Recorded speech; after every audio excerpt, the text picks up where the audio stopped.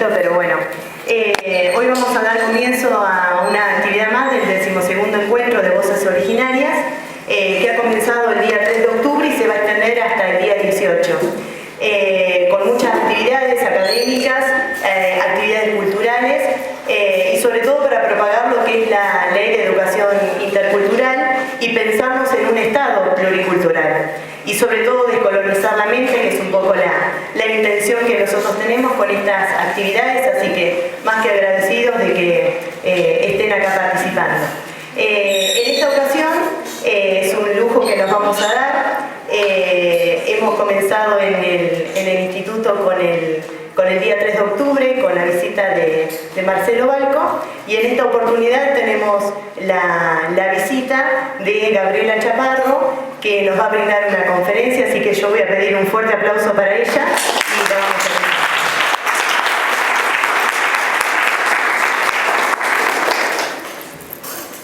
Bueno, buenas tardes. Gracias por la invitación a las organizadoras. Y bueno, un gusto estar acá en el Instituto de Formación Docente. Para mí, un espacio muy importante en la educación y para formar ciudadanos y ciudadanas críticas, ¿no? Así que, bueno, yo en este caso soy investigadora de la Facultad de Ciencias Sociales y del CONICET. Trabajo en un equipo que está dirigido por María Luz Endere, que es un equipo de estudios del patrimonio. Y bueno, trabajamos en diferentes proyectos, pero nos dedicamos especialmente al patrimonio local, ¿sí? En este caso vengo a contar una experiencia que tiene que ver con mi investigación individual dentro de este equipo, pero para poder hablar de esa cuestión que, como nosotros vemos, de objetos a sujetos, el tratamiento de restos humanos indígenas, especialmente del Museo Dámaso Arce, Etnográfico Dámaso Arce, que está acá en la ciudad de Olavarría, voy a tener que hacer una introducción. Y bueno, pensando en el público, que son de las carreras de Historia, Geografía y de otras carreras vinculadas a las ciencias sociales, imagino que muchos de estos temas lo ven en su formación, entonces me parece empezar por esta cuestión más general para después ir específicamente de a poco bajando al caso concreto, porque si no, no se puede entender las múltiples aristas que tiene el trabajo concreto, ¿sí? Voy a empezar por lo último. El trabajo concreto es que en el Museo Dámaso Arce, que está actualmente cerrado, pero que tiene sus colecciones que están sus colecciones en el Bioparque La Máxima, hay restos humanos de indígenas, de 8 personas, pero que no se saben su procedencia. Entonces, durante unos par de años estuvimos haciendo una investigación para poder determinar cómo fueron adquiridos, por qué fueron adquiridos y de quiénes se tratan estas personas, para poder en su momento plantear una posible restitución a los pueblos indígenas que correspondan. A partir de esto, bueno, empiezo por lo general. La primera pregunta que surge es ¿por qué hay restos humanos en un museo? ¿Sí? Para poder hablar de los restos humanos en un museo tenemos que pensar primero cómo surge la idea de museo, hacer un rastreo histórico, qué son los museos, cómo se construye, cómo es un museo actual y cómo se inició en la antigüedad, y también cómo surge el Museo Dámaso Arce en Olavarría, ¿sí? Primero, bueno, museo viene del griego y es el lugar donde residen las 9 musas que están inspiradas, o las que inspiran arte y ciencia, ¿sí? Eran los espacios dedicados a donde, bueno, sabios y artistas se reunían para hacer sus investigaciones, sus estudios, reunirse. Y el centro principal, o el primer ejemplo de museo en la historia es el de Alejandría, en Egipto. ¿Sí? Alejandría está en el puerto, en la desembocadura del Nilo, con el Mediterráneo. Y en realidad, bueno, fue una ciudad que tenía previa una ocupación egipcia, pero es fundada por Alejandro Magno, por eso se llama Alejandría. Ahí, entonces, va a ser como una colonia griega en Egipto. Y ahí es donde se va a crear la gran biblioteca, que es la más conocida, ¿sí? Pero también va a haber jardín zoológico, botánicos, observatorios, laboratorios, y donde muchísimos de los sabios de Grecia se forman ahí, ¿sí? Y se reúnen y estudian y fundan escuelas. Ahí mismo en Alejandría se forma la alquimia, por ejemplo, ¿no? Se empieza a hablar de la alquimia. Entonces lo que podemos ver es que esta idea de coleccionar, que está en la raíz de los museos, tiene muchos conceptos asociados que tienen que ver con la curiosidad, la contemplación, el conocimiento, pero también vamos a ver que en otros lugares, también en Oriente, en Babilonia, también en los imperios empieza a aparecer esta idea de posesión y dominio, ¿sí? Entonces, las colecciones eran más que nada botines de guerra, tesoros, ¿sí? Que los conquistadores se apropian, ¿sí? Pero ya no con un valor cultural y artístico, sino con un valor de, bueno, yo domino al conquistado, ¿sí? Entonces, los grandes imperios también de la antigüedad, más allá de este origen de Grecia que dijimos en Alejandría, como el Imperio Romano, que en sí mismo el Imperio Romano, Roma, era un museo, una ciudad museo, porque tenía desplegados todas posesiones agarradas de las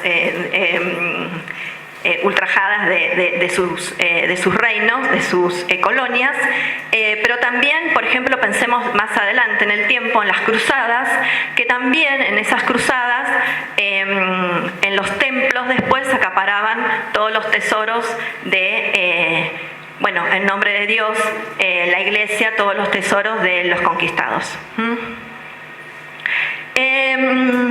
Ya pasando en el tiempo, en el siglo XV, en el siglo XVI, bueno, hay un contexto que, como todos sabemos, un contexto de ciencia moderna, renacimiento y colonialismo, donde cambian totalmente las ideas, ¿no? Empieza a haber un cambio en la visión del mundo, ¿sí? Que tenían cambia la misión del mundo que tienen los europeos sobre el mundo, por supuesto, a partir de hallazgos de nuevos grupos humanos, a partir de la conquista de América, por ejemplo, ¿sí?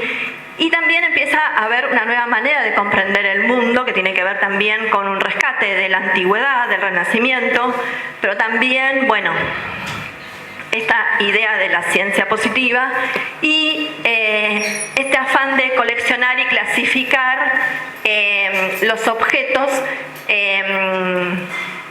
y que esos objetos representen diferentes formas de vida, ¿sí? Acá por ahí es importante porque en esta primera o en esta segunda época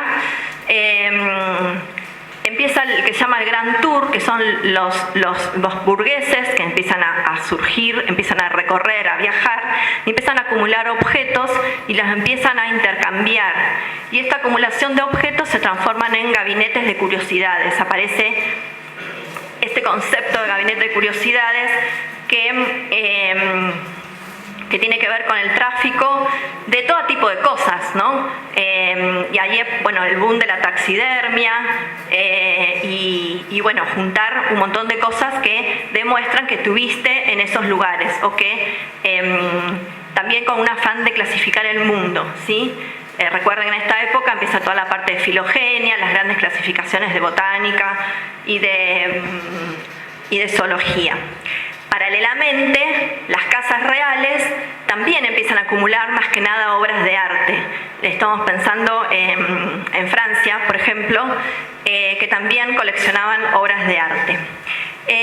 Con el paso del tiempo empiezan a donar. En realidad es el paso de las herencias, esos bienes empiezan en algún momento, y en el momento de la Revolución Francesa, los bienes de la corona pasan al Estado, ¿sí? Ahí es donde pasa de la esfera, todas esas colecciones, esos botines, esos tesoros, dejan de estar en la esfera privada y pasan a la esfera pública, porque se empiezan a constituir los estados nacionales. Y los estados nacionales, vamos ahí sí, acá hay una foto de los gabinetes de curiosidades, donde ven la variedad de cosas que hay, y esto de poner en cajitas, ¿no? Que es como las etiquetas, el rótulo, poner en cajitas los fósiles, los animales, y también los seres humanos, ahí, por supuesto. En ese momento también hay dos cuestiones que son importantes para esta cosmovisión, esta nueva mentalidad del mundo europeo, ¿no? Que tiene que ver con que surge la arqueología como ciencia, como una ciencia prehistórica, porque empiezan a ver que hay un pasado más allá del griego, porque siempre como que el pasado era los griegos, porque eran los romanos y los griegos. Empiezan en el momento que se empiezan a hacer grandes construcciones, empiezan a descubrir que hay un pasado anterior, y empieza a estar la clasificación esta clásica en Europa de la edad de piedra, la de bronce, la edad del hierro, ¿sí? Y paralelamente se descubre Herculano y Pompeya, que son en el corazón de Europa dos sitios arqueológicos que fueron destruidos por los volcanes. Entonces empieza a haber también con esta idea del Renacimiento, empieza a haber una valoración, una sobrevaloración del mundo griego y el mundo romano, ¿sí? ¿Qué pasa en el siglo XVIII? Ya estuvimos hablando, Revolución Francesa y la consolidación de los estados nacionales. ¿Cuáles son los ejes principales de la conformación de un estado nacional? Primero, consolidar una comunidad homogénea, ¿sí? Entonces aparecen las banderas, los símbolos que representan a esa comunidad homogénea, ese nuevo estado. Empieza a utilizarse referentes simbólicos, ¿sí? Para legitimar ese pasado en común, esa comunidad. Entonces los monumentos empiezan a ser de utilidad para ser como la base material de esa identidad. Se empieza a construir una identidad nacional, ¿sí? de forma estática, ¿sí? Empiezan a crearse los valores, los himnos y todas estas cuestiones que seguramente muchos de ustedes saben perfectamente, porque es como un clásico en historia trabajar el tema de la constitución de los estados nacionales. Ahí donde surge por primera vez con fuerza esta idea de patrimonio, ¿sí? Que es algo que lo voy a traer de costado, pero que también va a ser importante para el caso del Museo Dámaso Arce, para entender por qué los museos no pueden devolver las cosas tan fácilmente como uno quisiera, ¿sí?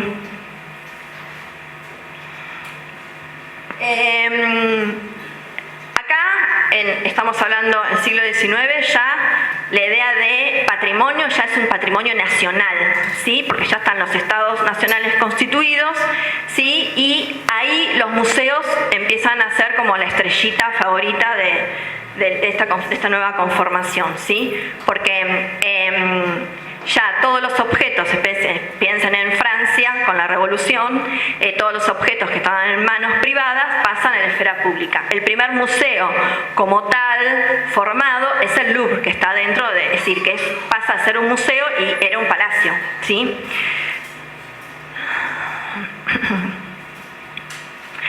Como ya dijimos, los museos cobran un rol trascendental en esta constitución. Los museos son los dispositivos de justificación de un pasado, ¿sí? Y todos los objetos que hay dentro del museo van a ser la base material de ese pasado en común, cuando hablamos de los museos en ese momento como se constituyen, ¿sí? Seguramente Hofmann lo han leído y habla de tradiciones inventadas, porque muchas veces esto fue manipulado, es decir, cómo se constituye una nación con límites totalmente arbitrarios, ¿sí? Dejando de lado las particularidades, los dialectos, etc. Miremos exactamente lo que está pasando en España ahora con Cataluña, y es un tema totalmente vigente en la agenda de la Constitución de los Estados Nacionales, ¿no? Entonces llegamos a la primera época, vamos a decir, de los museos, donde los museos tienen tres pilares, que son que tienen que estar abiertos al público, ¿sí? Que tiene que tener una exposición, se tiene que ver, tiene que haber algo que se exponga, y que obviamente lo que se expone son objetos, tiene una colección. En ese momento los museos se constituyen a lo que clásicamente hoy podemos tener idea de un museo-templo, ¿sí? ¿Por qué? ¿Cuántas veces nos han dicho cuando entramos a un museo hay que hacer silencio, no hay que gritar, no hay que correr, hablar despacito, hay que observar, no tocar, no vayas a romper nada, ¿no? Por esta idea de la contemplación, porque es como que, bueno, el conocimiento está ahí y uno va y adquiere el conocimiento. Esta idea totalmente direccionada, ¿sí? De decir, allá está el conocimiento y uno va como una tabla rasa y lo absorbe.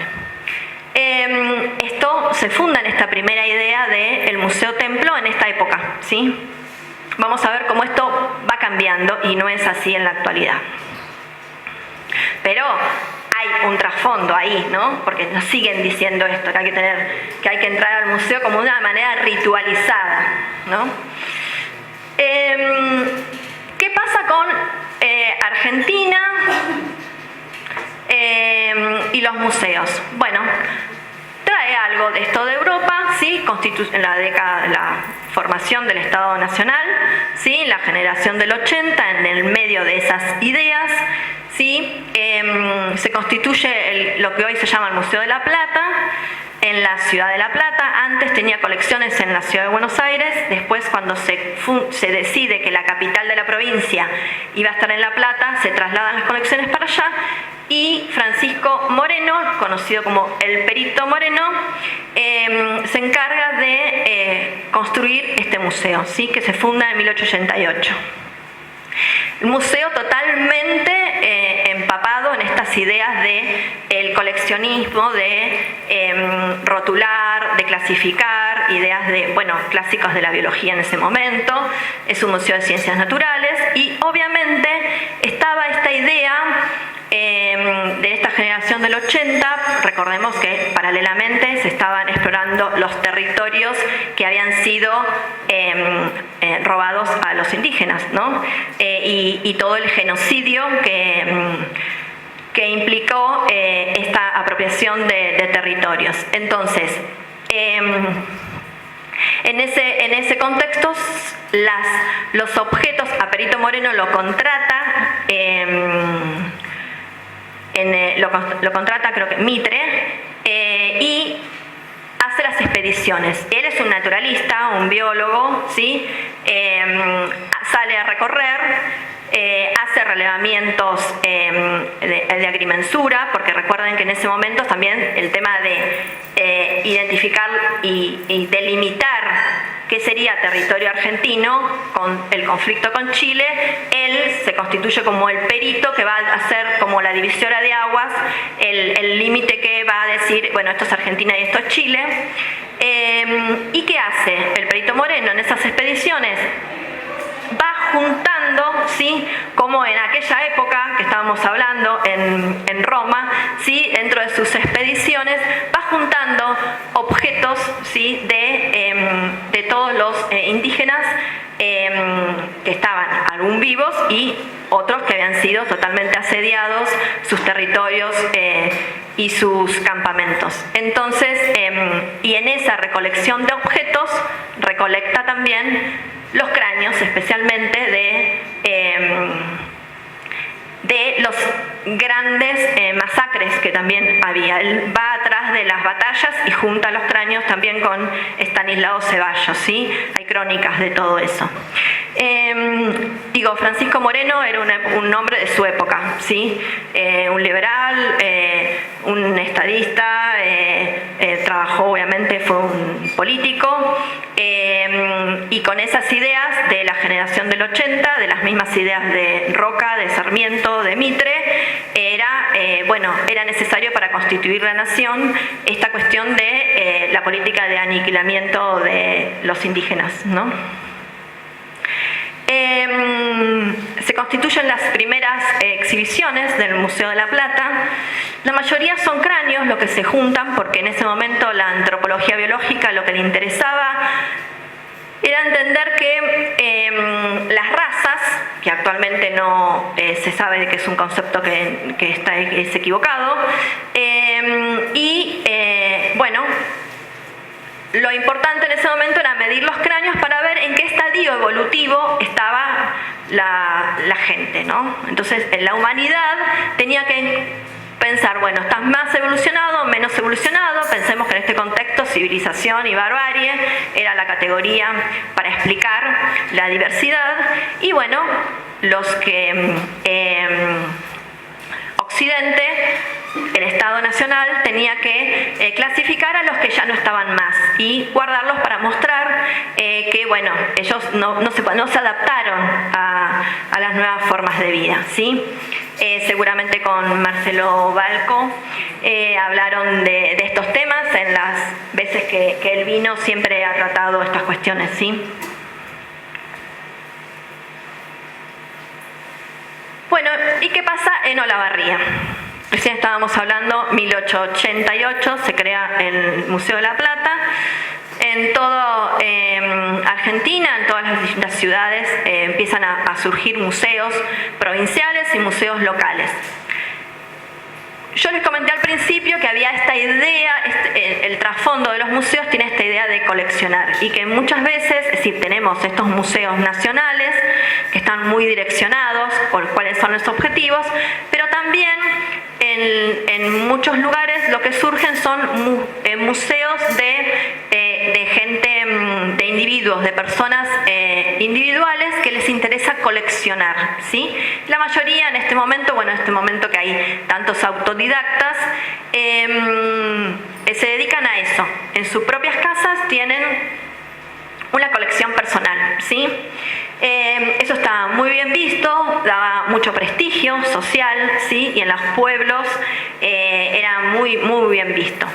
En el caso de Dámaso Arce, bueno, él es español, se radica en Tres Arroyos a los 10 años, ya empieza en Tres Arroyos a juntar fósiles, ¿sí?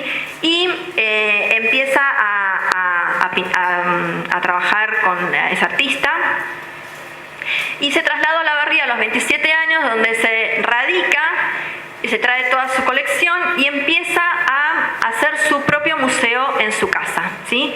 Lo primero que instala en 1918 es una sala de indios, así la llama, ¿sí? Con objetos no solamente de que él junta las recolecta, sale y recolecta en las orillas de Tapalqué, en Nievas, sale por ahí a caminar y junta objetos y fósiles también, sino que también hace intercambios.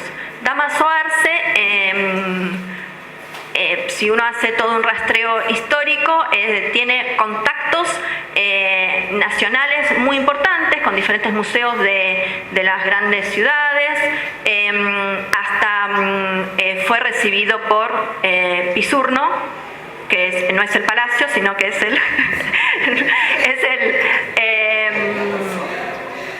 el director de educación, ¿no? Como uno de los fundadores de la formación docente en Argentina. Bueno, este señor Pisurno visita Olavarría en algún momento, visita su colección, visita su sala de indios, su museo en su momento, y las escuelas en ese momento lo que se acostumbraban a hacer eran recibir cuadernillos y cartillas de cómo las maestras tenían que juntar todo lo que había alrededor y hacer mini museos en las escuelas. escuelas, ¿sí? Con el afán de clasificar y organizar. Entonces, el laboratorio con los insectos y clasificar las rocas, etc. Entonces, los museos y las escuelas, ahí empieza como el vínculo más fuerte de museos y escuelas. Dámaso Arce en el año 1923 funda un museo privado y que lo va a llamar Hispanoamericano, ¿sí? Recordemos que a todo esto Dámaso Arce ya tiene su propia trayectoria con un importantísimo orfebre, maravillosas sus obras que hace, y también, bueno, amigo de artistas también de renombre nacional, y por eso es que el museo, la parte de artes plásticas del museo, tiene una colección muy importante que son de Dámaso Arce. Cuando muere en 1942, ¿sí? La familia la dona a una asociación de amigos, y esa asociación de amigos lo que tratan es de poder pasarlas a la esfera municipal, y durante 20 años la colección queda cerrada y no hay posibilidades de ninguna gestión para traspasarlas a la esfera pública, ¿sí? Recién a principios de los 60, ¿sí? Hay un gobierno que acepta eso y pone plata y compra un edificio y destina y hace la clasificación y divide la colección en dos. Divide la colección de artes plásticas por un lado, de artes plásticas, no se llama en ese momento de artes plásticas, pero bueno, la que sería hoy artes plásticas, y lo etnográfico por el otro. El primer director del Museo Dámaso Arce, el etnográfico, es Guillermo Madrazo, historiador de la UBA. Él estuvo menos de 10 años, pero en esa época el Museo Dámaso Arce fue de mayor brillo, de renombre internacional, ¿sí? Fue muy importante el trabajo que hizo Madrazo, súper reconocido entre el ámbito académico, porque, bueno, un arqueólogo que trabajó, que abrió muchos proyectos y que formó a mucha gente de acá de Olavarría. Él tenía la idea de que no solamente tenían que ser profesionales, sino que era abierto a la comunidad y cualquiera podría trabajar en el museo. De esa forma, mucha gente joven y profesionales de otras disciplinas y gente no profesional se acerca a trabajar al museo y forma equipos de trabajo. Y, por ejemplo, Alicia Villafañe, que es una reconocida socióloga y antropóloga, es de la primera camada, y así un montón de gente que trabajó con el equipo de Dámaso Arce en antropología social, en sociología, y él encara dos proyectos en paralelo. Un proyecto de trabajar en Salta y en Jujuy haciendo arqueología, y en provincia de Buenos Aires en varios sitios arqueológicos de cazadores-recolectores.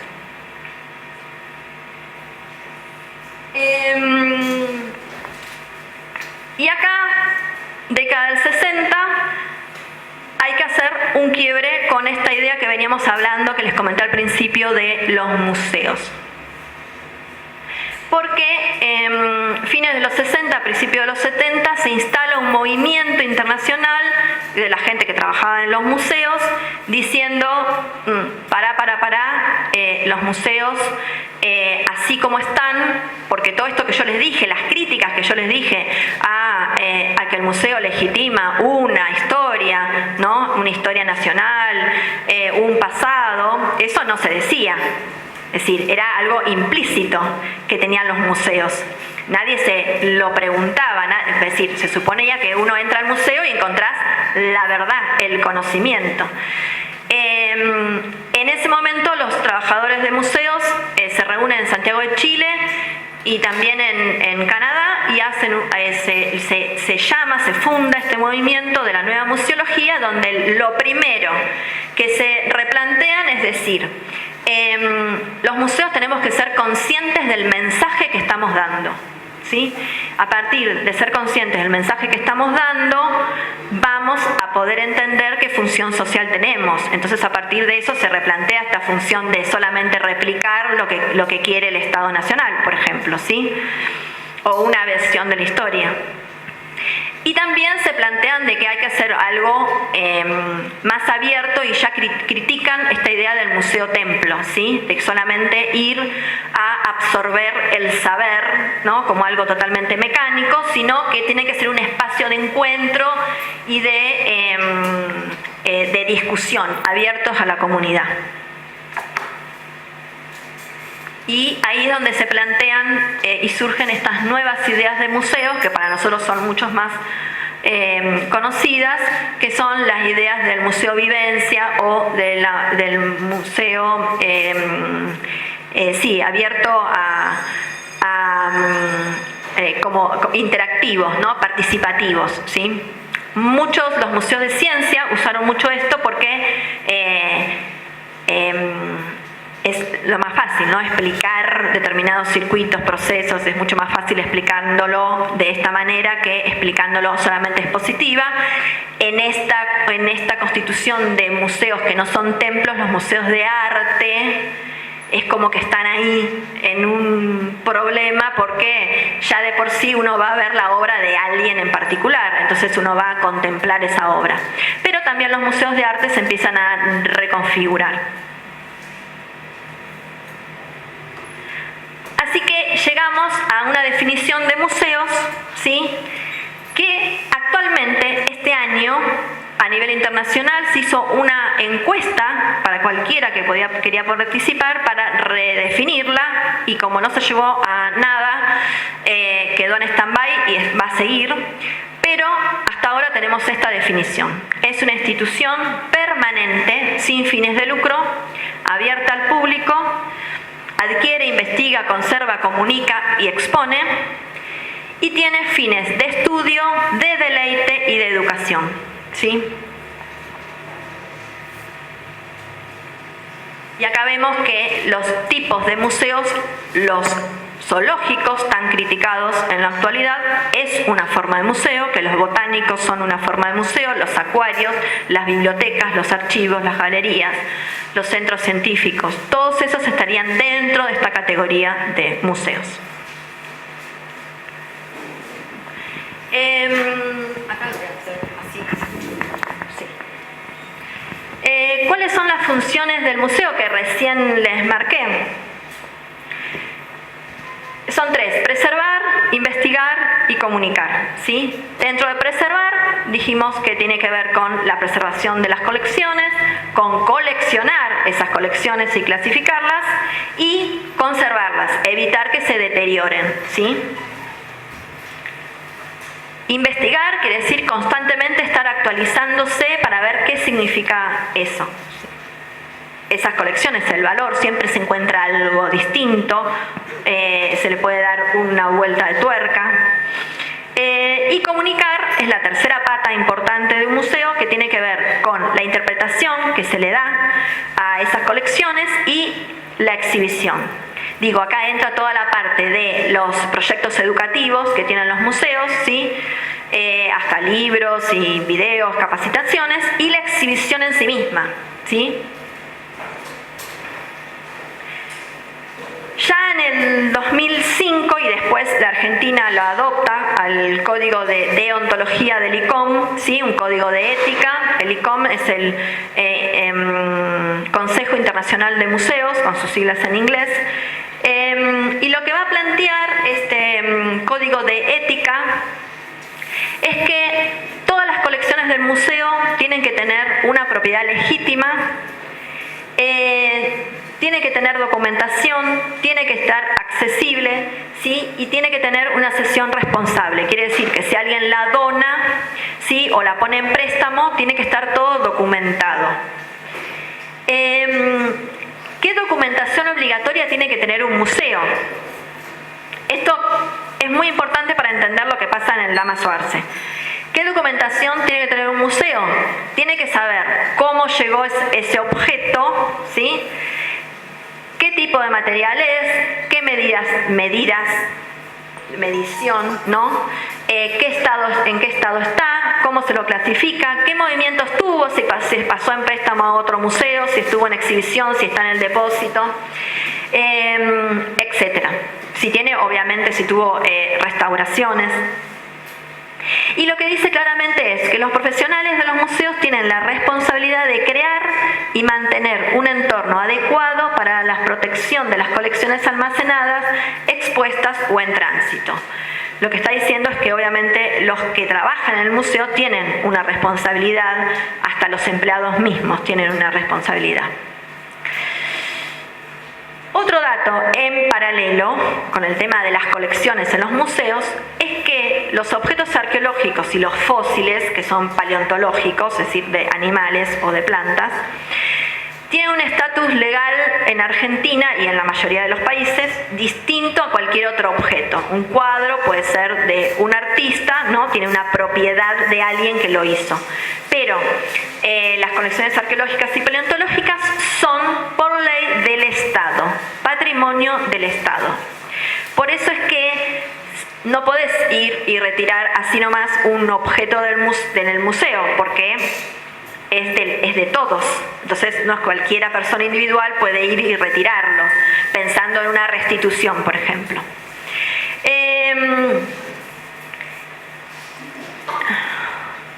Y hasta ahí la primera parte, para poder entender toda la cuestión del contexto y la cuestión del Museo Dámaso Arce, ¿no? En esta segunda partecita, ¿hasta acá cómo vamos? Bien, bueno. Esta segunda partecita voy a trabajar o encarar de forma más acotada, porque entiendo de que ya vienen trabajando el tema. ¿Qué pasa desde la década del 80 o fines de los 70 con la cuestión de la reemergencia indígena a nivel internacional? Estamos hablando, ¿sí? Estos movimientos internacionales, por más que en 1989 recién se firma este convenio internacional sobre los pueblos indígenas, ya de la década de fines de los 70 y principios de los 80 en Canadá, en Australia y en Estados Unidos se organizan las naciones conformadas como naciones y los pueblos tribales organizados van a reclamar a los grandes institutos como el Getty, van a reclamar sus objetos de los museos. No solamente reclaman sus territorios, sino también reclaman a sus ancestros, ¿sí? Y a todos los objetos que fueron, como en Argentina, objetos de saqueo de la época de la conquista. En 1989, a nivel internacional, se firma este convenio de la OIT, ¿sí? Organización Internacional del Trabajo, sobre pueblos indígenas en países independientes, donde va a hablar de la autodeterminación indígena. En 1990, en Estados Unidos, se firma esta ley NAGPRA, se llama así, con sus siglas en inglés, que tiene que ver con la protección de tumbas y repatriación de indígenas americanos. En esa ley ya los museos empiezan a tener que acondicionar todos los restos indígenas que tenían, porque saben de que los tienen que devolver, que hay una ley que dicen que tienen que devolverlas para su reentierro. Y en el año 2007, bueno, se firma la Declaración de las Naciones Unidas sobre los Derechos de los Pueblos Indígenas. Y bueno, esto es una declaración universal que tiene que ver con los derechos humanos. Entonces, por más que sea, que alguno puede decir, bueno, pero es una declaración, ¿no?, que está en un estamento distinto, todos los pueblos civilizados, así se dicen,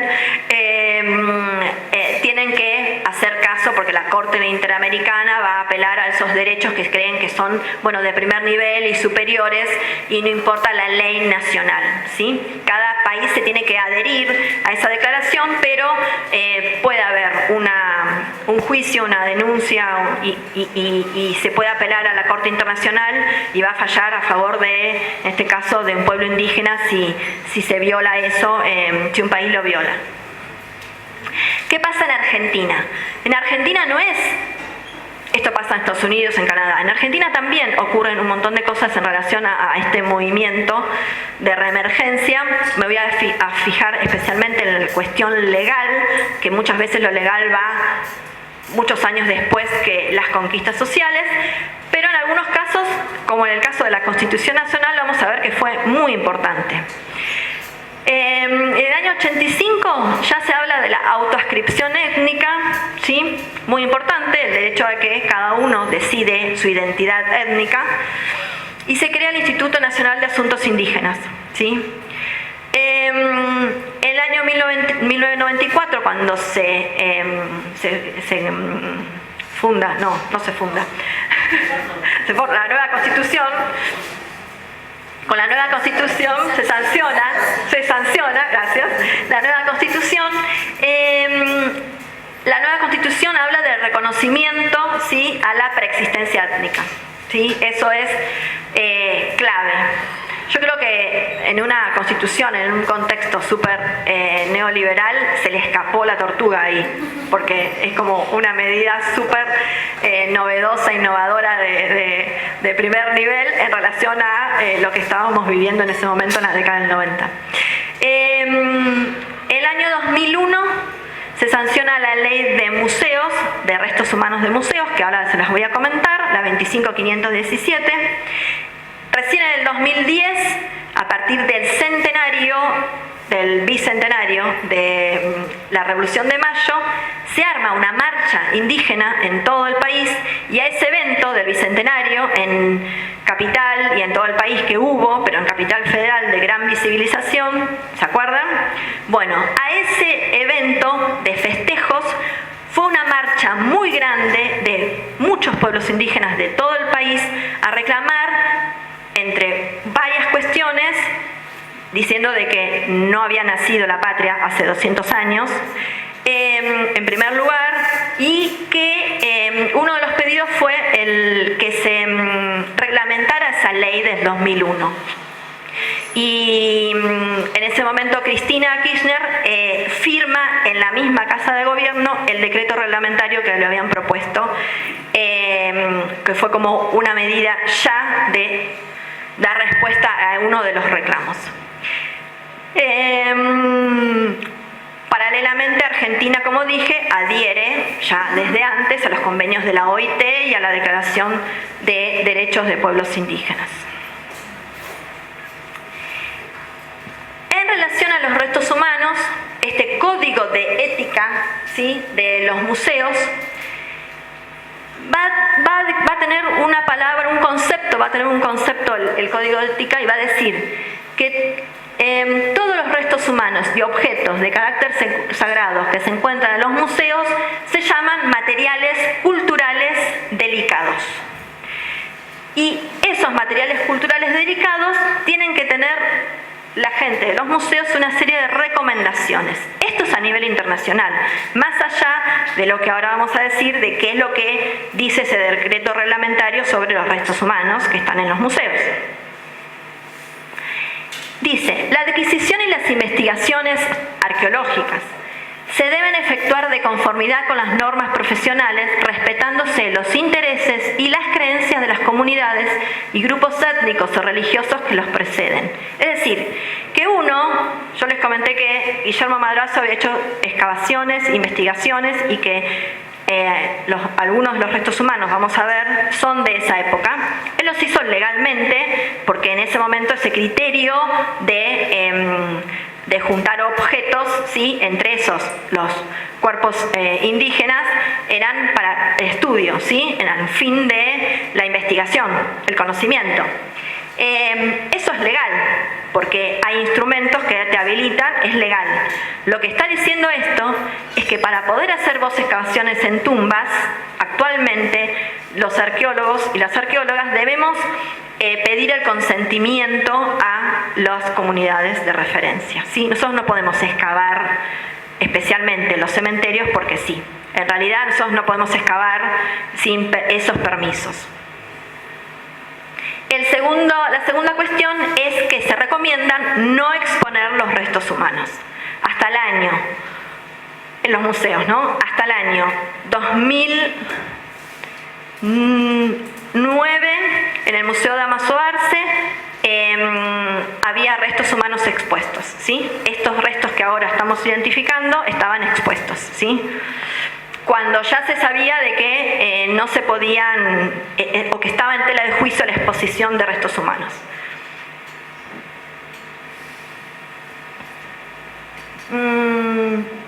Con respecto a esta ley que les decía, la Ley Nacional del 2001, lo que dice es que los museos deben poner los restos humanos de sus colecciones a disposición de los pueblos indígenas o comunidades de pertenencia que los reclamen. Y que aquellos que no fueran reclamados podrán seguir en los museos, pero deberán ser tratados con respeto. El decreto reglamentario del 2010 lo que va a decir es que el Instituto de Asuntos Indígenas va a ser el ente de aplicación y el que va a coordinar estos posibles pedidos de reclamos a los museos, ¿sí? Y dice las disposiciones de dónde van a salir los fondos y todas estas cuestiones que son muy importantes para que la ley sea aplicable, ¿no? Porque la ley así porque sí no sirve si no tiene un decreto del reglamentario. Bueno, Museo Dámaso Arce, año 2009, yo empiezo a investigar los museos. Yo les comenté al principio, no sé, bueno, yo soy arqueóloga, pero me dedico al área de arqueología pública, entonces me interesa especialmente qué cosa del pasado se dice a la gente, ¿no? Y entonces los museos es un lugar que me parece clave para entender qué se dice del pasado a la gente, qué pasado se le vende. Entonces, me llevó muchos años poder acceder, tener los permisos, siempre tuve trabas, ¿sí? En las distintas gestiones. Y yo creo que en muchos casos no fueron, es decir, fueron por no saber, no es porque lo hicieron a propósito. Y aparte porque había muchos problemas en el museo siempre hubo muchos problemas de que no había gente encargada, no tenía dirección el museo, es decir, entonces como que a quién le vas a pedir permiso si no hay un director para entrar a los depósitos, por ejemplo. Entonces, durante varios años lo que hice fue todo un rastreo de documentación histórica, por eso me interesé por la vida de Dámaso Arce, qué es lo que había hecho, cómo había llegado, todas las distintas etapas que tuvo el museo, hablé con todos los exdirectores, las exdirectoras, hice un análisis de estado de conservación cuando pude entrar a los depósitos del estado de conservación y de las exhibiciones. A todo esto, hasta el 2015 el museo funcionaba, porque hoy no funciona, no está abierto al público. Analicé los libros de visitantes, analicé las visitas guiadas, iba a ver cómo hacían las visitas guiadas y todo eso me dio un panorama general de lo que pasaba en el museo. A partir de ese rastreo voy a indicar básicamente que ya había dicho, ¿no? La fundación con el museo privado, en el 63 se crea formalmente con Madrazo. Se va a Madrazo porque se va a trabajar a Salta, le dan un cargo en Salta y se va a Salta y queda Floreal Palanca como su director que trabajaba con él, pero se tiene que exiliar en la época de la dictadura. Muchos de los que estaban trabajando ahí empiezan a tener problemas. Y en la dictadura militar asume un profesor, Hugo Rivas, ¿sí? Profesor de historia, que estaba trabajando en el stand del museo. No quiere decir con esto de que tuvo algo que ver con la movida militar o con la forma de pensar. Digo que él estaba ahí, de los que quedaron, porque quedaron pocos, muchos se fueron. Por ejemplo, bueno, ahora no va a salir el nombre, el profesor de antropología emérito de la facultad.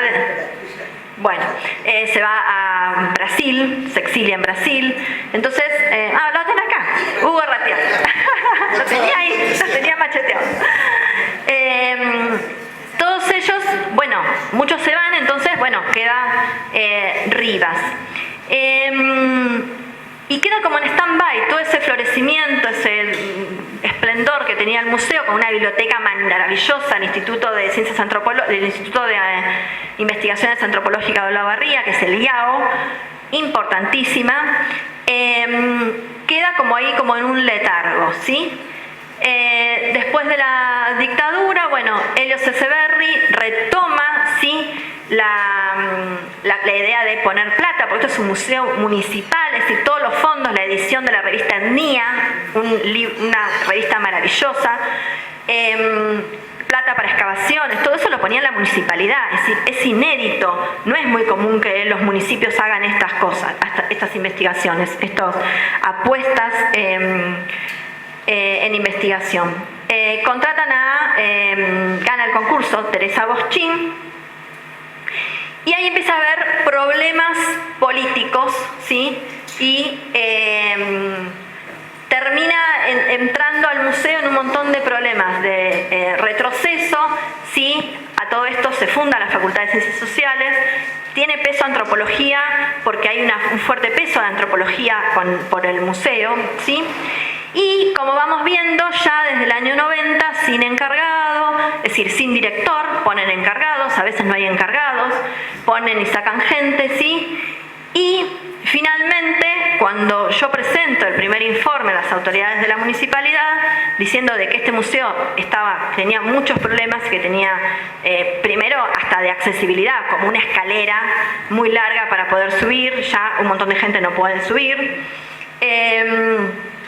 pero problemas en la conservación, y ahí ya identifico el tema de que hay restos humanos que no se saben qué son.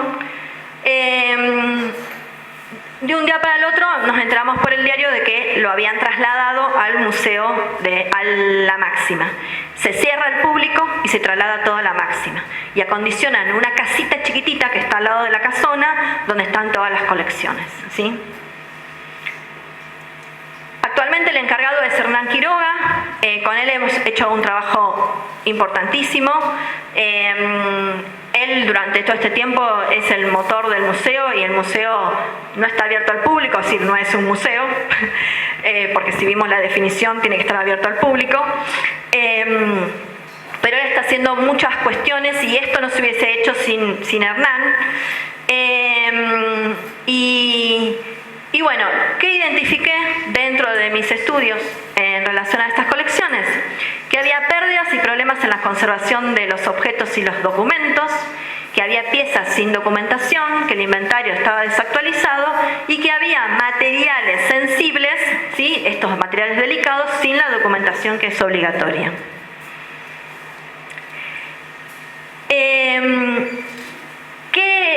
Es decir, eso es lo que yo encontré, pero ¿cuál es la lectura que yo hago a partir de todo este análisis histórico y de las entrevistas que hice? Que había un desconocimiento de las normativas y de las recomendaciones de incumbencia profesional de los políticos a cargo, que había desactualización y hasta desinterés acerca de la legislación que rige a los museos, que hay ignorancia acerca del valor patrimonial de la colección, una colección importantísima ya desde Dámaso Arce, que hay acciones que se realizan que no están planificadas, que son fortuitas, arbitrarias, que en diferentes épocas las fueron afectando. Por ejemplo, la inundación del 80 hizo de que colecciones también se perdieran, no solamente cuadros, sino también se perdieran colecciones porque la inundación llegó a los depósitos. Y, por supuesto, intereses políticos y motivaciones personales que entre medio se mezclan de toda esta cuestión.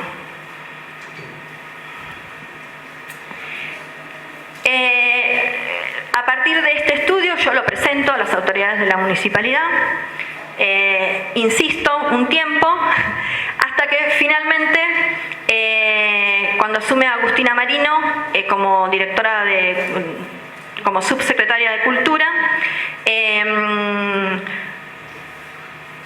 acordamos de empezar a hacer el trabajo con los restos humanos, ¿sí? Que serían como yo les puse, yo cuando les presento a la municipalidad digo, mira, el museo tiene todos estos problemas, pero lo primero que hay que encarar es esto, que era el tema de los restos humanos. ¿Qué hicimos con los restos humanos? Digo, a ver, yo no soy especialista en antropología biológica, entonces primero me asesoro y me contacto con Pamela García Laborde, que es de Quequén, también graduada de la facultad, y Rocío Guichón, dos arqueólogas que trabajan en antropología biológica, y ellas y empezamos a hacer los análisis, los estudios morfológicos que hacen ellas. Yo hago los análisis documentales y se suma posteriormente Luciano Valenzuela, también arqueólogo, para los estudios químicos que hicimos. Las colecciones ahora están así, en las cajas libres de ácido, separadas del resto de las colecciones. Y voy a comentar general, así como un pantallazo, de qué se trata, ¿sí? En el primer caso hay una persona adulta, femenina, entre 30 a 40 años de edad, que tiene 16 elementos, sus huesos son 16. Después tenemos un neonato que tiene, no sabemos si nació o no nació, pero un mes de vida, ¿sí? Y que está casi completo, con un grado excelente de preservación. Luego tenemos fragmentos de cráneo, posible que corresponde a una persona adulta, posiblemente masculina, y que también tiene deformación craneana. La deformación craneana es muy común en los pueblos indígenas en todas partes del mundo, que en el momento que nacen le ponen tablas o vendas, que en ese momento al bebé no le duele porque es muy blandito, los huesos del cráneo, y con esas vendajes o con esas tablas que se les pone le van adquiriendo una forma distinta a la que normalmente tiene el cráneo, que serían nuestras cabezas.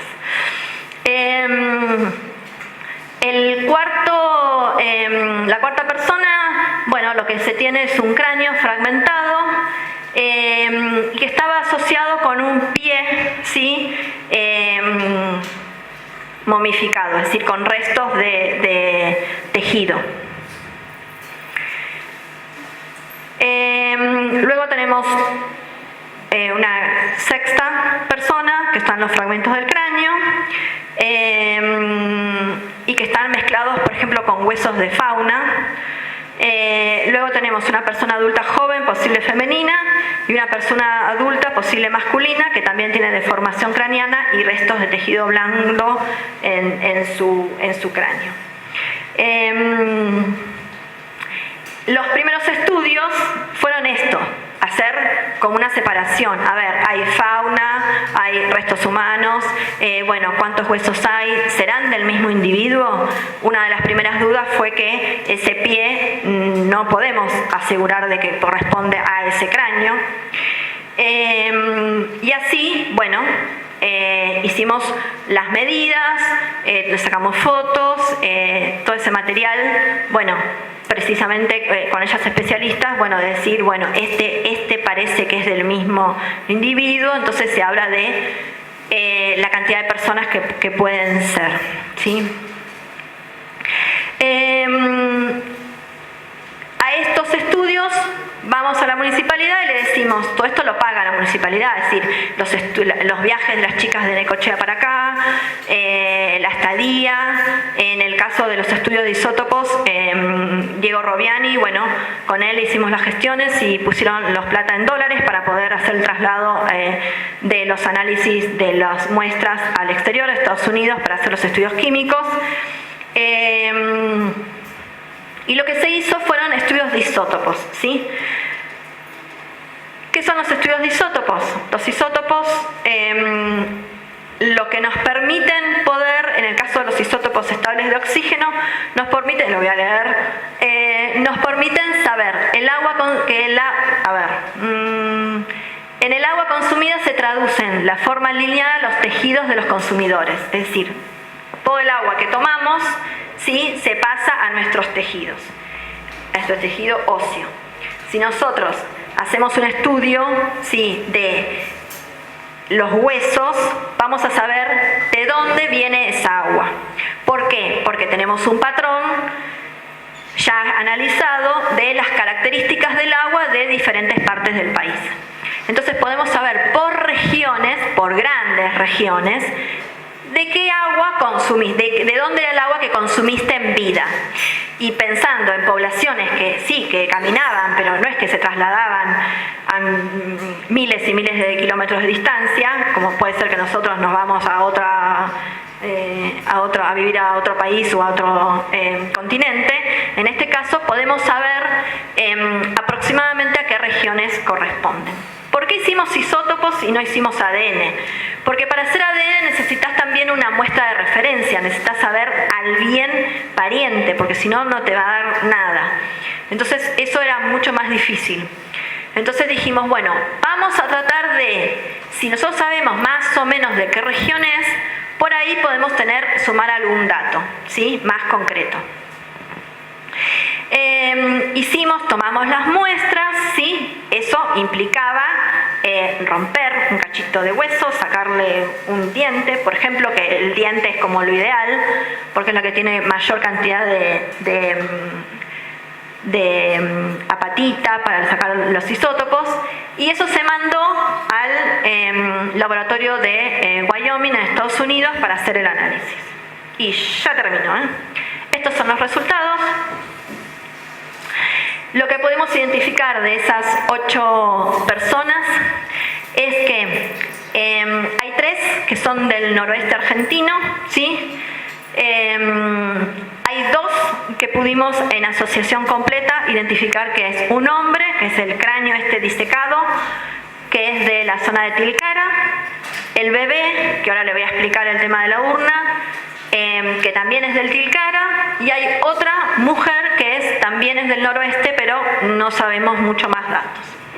Después tenemos una mujer con un fragmento de cráneo que es de la zona de Cuyo, y después tenemos 3 personas más que estarían siendo de la región patagónica y también de la región austral patagónica. El problema con el pie es que necesitábamos como romperlo mucho, tomar mucha muestra para poder sacar el suficiente hueso para poder hacer el análisis. Entonces nos queda el pie que no sabemos si puede ser de la misma zona, nunca vamos a saber si es del mismo individuo, de alguno de estos individuos, que puede ser del que tiene cráneo disecado, puede ser de esta época, pero sin procedencia. Con el rastreo bibliográfico, lo que pudimos identificar es que hay 4 personas que ingresaron antes de 1986, ¿sí? De esas 4 personas, 3 son las que proceden del NOA, de las cuales 2 son de Jujuy, y que ingresaron a través de las investigaciones, las excavaciones que hizo Guillermo Madrazo. ¿Por qué? Porque como él hizo artículos científicos, escribió y explicaba todo minuciosamente, y él dice que, no dice que se lo trajo a la barría, pero dice que hizo un análisis de un cráneo de tal forma, que estaba en tal lugar y que fue encontrado de tal manera y que se lo llevó.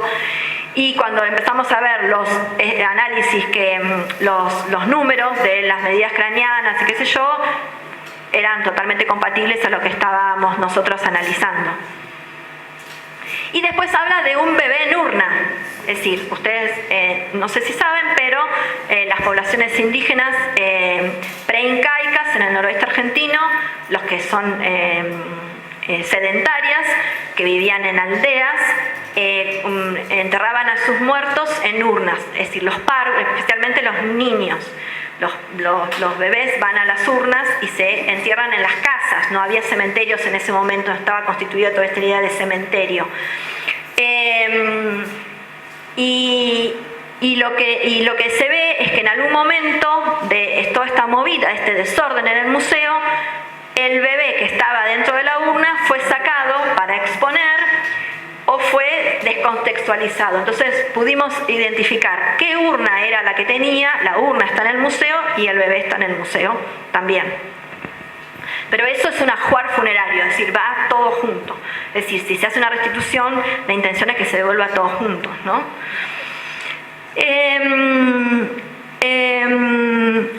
A través del rastreo que yo hice del análisis de las exhibiciones, pude identificar que esa urna funeraria, ese bebé y ese cráneo estuvieron en exposición hasta por lo menos el año 2003, ¿sí?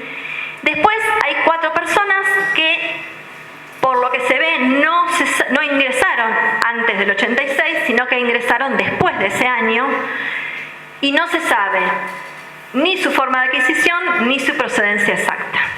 No lo podemos saber. Dijimos, el museo tuvo inundaciones, personal en muchos casos que no estaba capacitado, muchos eran especialistas en arte que de costado cuidaban el etnográfico porque era más importante el de abajo, el de arte, abandono de los depósitos, mudanzas en el medio y movimientos de piezas. Parece que en algún momento alguno de estos encargados lo que hizo fue iba a las escuelas a dar clases y se iba con las colecciones, entre esos los cráneos, y llevaba y mostraba en las escuelas las máscaras Chanel, las boleadoras, los ponchos y los cráneos, ¿no?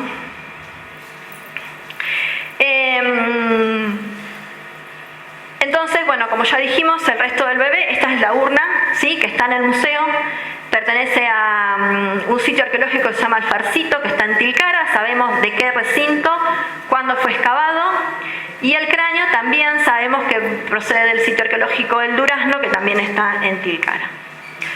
Y finalmente, para terminar, a la municipalidad le dimos una serie de recomendaciones que tenía que seguir. Elaborar una ordenanza de regulación de los museos municipales, ¿sí?, crear reglamentos de funcionamiento interno, capacitar a los empleados y a los funcionarios a cargo, poner en condiciones el depósito del museo, abrirlo al público, sería lo ideal, ¿no? Finalizar con el trabajo de los inventarios que está haciendo Hernán en forma muy meticulosa, y realizar, bueno, esta exhibición permanente. ¿Qué se propuso para los restos de estas personas que identificamos? Comunicarse con el INAI, Instituto de Asuntos Indígenas, para poner a disposición por lo menos esos 2 restos que están identificados que proceden de Jujuy. Son ellos los que tienen que, es decir, el INAI es el que va encargado a preguntar en Jujuy si hay una comunidad de referencia, si a alguien le interesa, si alguien quiere, y hacer todas las gestiones para poder hacer esa posible restitución. La municipalidad lo que tiene que hacer es tener el museo en orden. Nuestra propuesta es crear un reservorio especial para restos indígenas, porque si se devuelven 2, van a quedar 6 personas más, y hasta que no se sepa más información no se los puede, no corresponde, porque sabemos que es patrimonio del museo, no se lo puede devolver a nadie. No es que puede venir cualquiera y uno se los da, no. Ya vimos que hay todo un marco que regula eso. Entonces, un reservorio especial de cuidado, ¿sí?, distinto, de respeto, en función a que son estos, ¿no?, son sujetos que están ahí con una historia. Y obviamente poner todos los inventarios específicos en orden, ojalá poder hacer más estudios, para poder bueno, tener los informes que sean necesarios y poder hacer todos los pedidos de restitución. Bueno, gracias.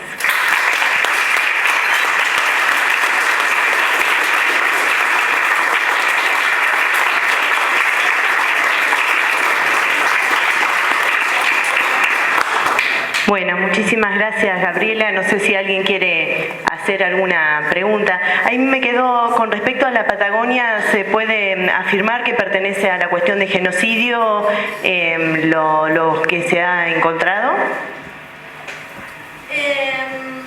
Por la data.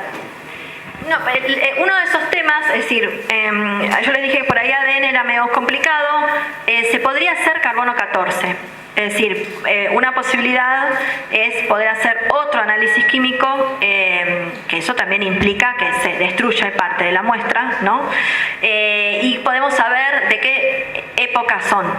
Entonces, eso podría ser un dato que nos oriente a si son muy actuales, más recientes, o si tienen 10.000 años, ¿no? Que también puede ser.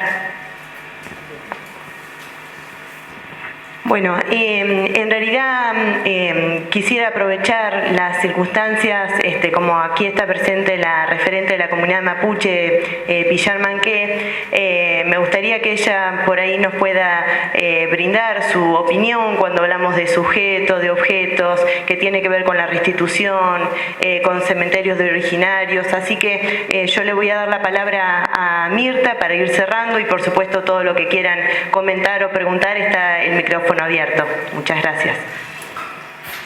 Gracias, Natalia. Gracias, Gabriela. La verdad que es muy fuerte. Yo pensaba qué pasaría si cada uno de ustedes piensa en sus abuelos, sus bisabuelos, y nosotros, los originarios, afrodescendientes, lo tuviésemos en lugares así. Piensen en esos afectos, esos vínculos, esas construcciones socioculturales que se van dando a lo largo de la historia. También quería aportarte, en 1994 no se le escapó la tortuga. ¿Sabes qué pasó? Hubo un movimiento indígena, porque no somos visibilizados, pero venimos construyendo.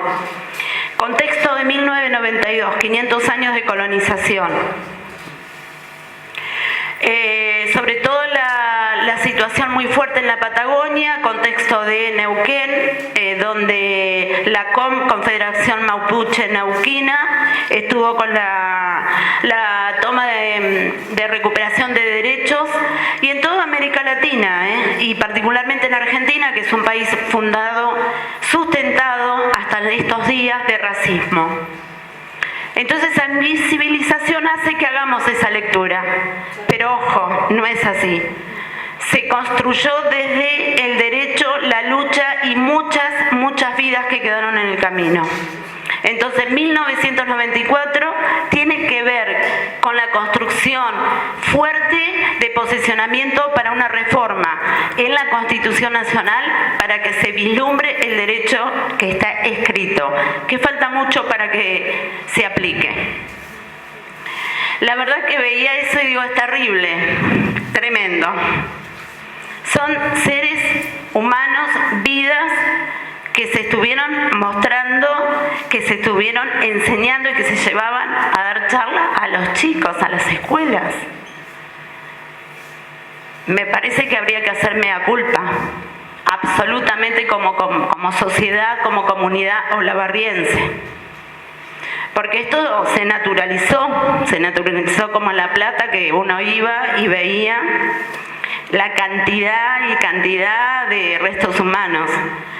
Y voy a hacer la pregunta que hizo Marcelo Balco. ¿Qué pasa si nosotros haríamos esto hoy con un judío?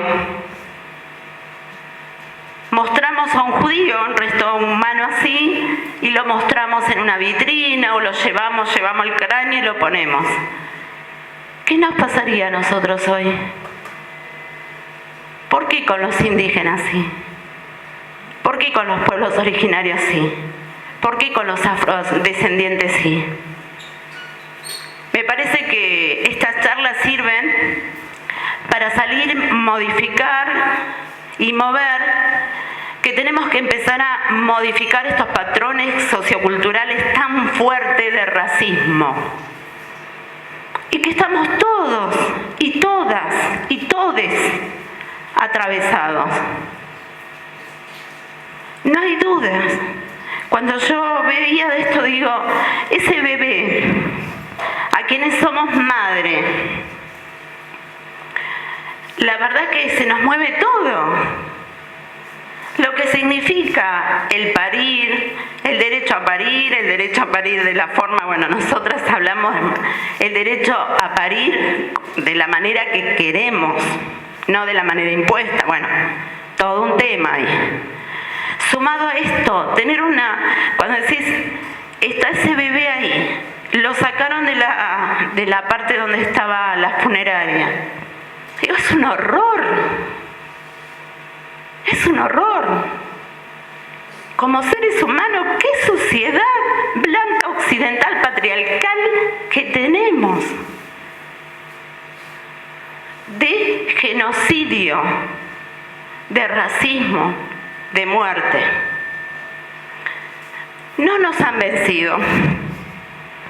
Yo me he sacudo y me corro de objeto.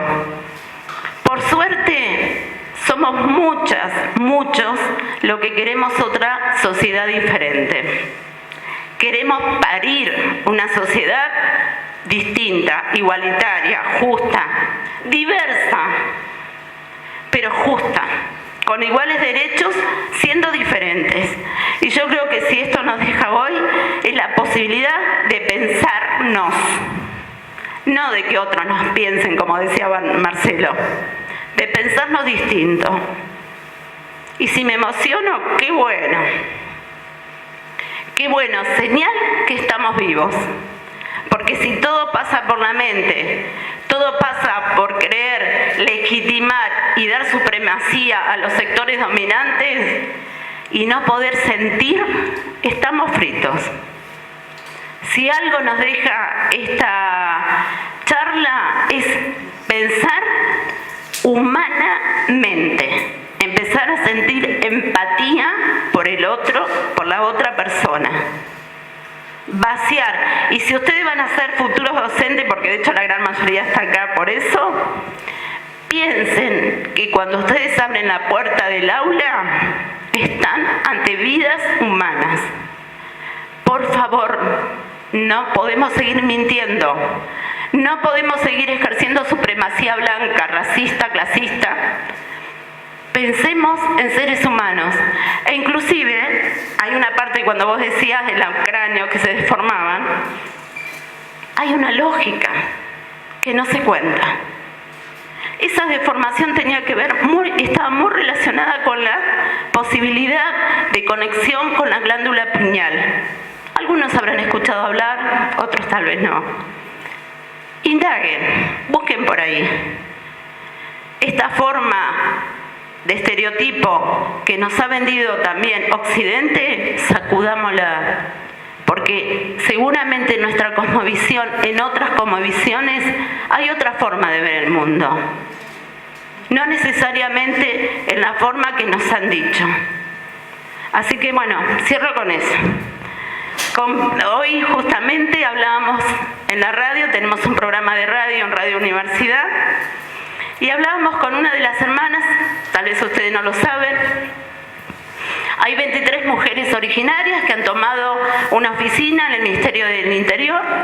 Hoy es el número 8º día reclamando derechos históricos y actuales.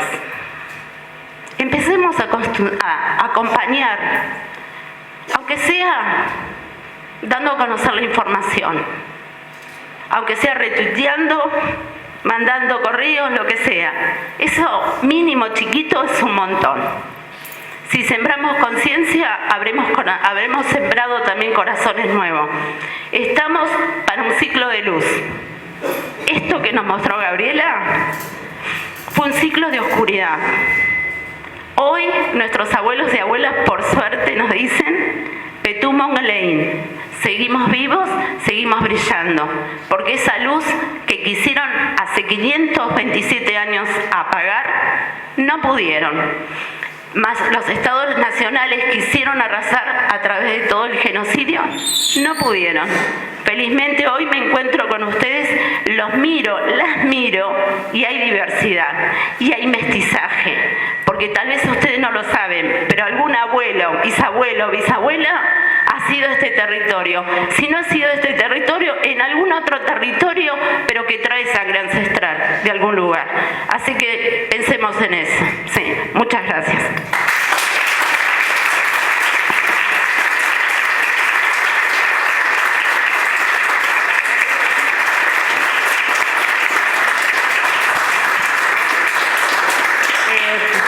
Gracias, Mirta, por señalarme lo de 1992. Sí, lo tenía presente, pero sí es un tema que se ha planteado, el tema de hasta hasta cómo llegó a la Constitución este reclamo, ¿sí? Obviamente fue un reclamo universal porque se hicieron manifestaciones en España y en toda América con los 500 años de la conquista. Así que sí, por supuesto, gracias por ese señalamiento. Y bueno, acá también mostrar que la ciencia, que tiene mucho de deuda en todo esto, que también hay nuevas formas de pensar y de hacer ciencia. Así que bueno, eso. ¿Alguna pregunta?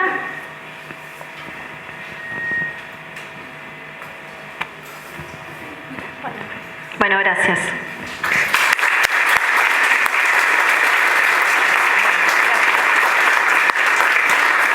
Bueno, para terminar, bueno, muchas gracias Gabriela, Mirta, y bueno, como decíamos recién, esto permite repensarnos. Muchísimas gracias a todos, a todas las que nos pudieron acompañar, a mis compañeros, compañeras que permitieron su hora de clase para poder estar acá. Y bueno, y tenemos que ser fuertes para llevar adelante y dar a conocer cada vez con más intensidad la Ley de Educación Intercultural Bilingüe, que es por ahora solo una mención y es una ley. Así que esperamos que esto se cumplan y ustedes van a ser las próximas semillitas que sigan todo esto. Así que por el momento nuestras actividades de voces originarias en este año han culminado acá. Muchísimas gracias a todos. Gracias.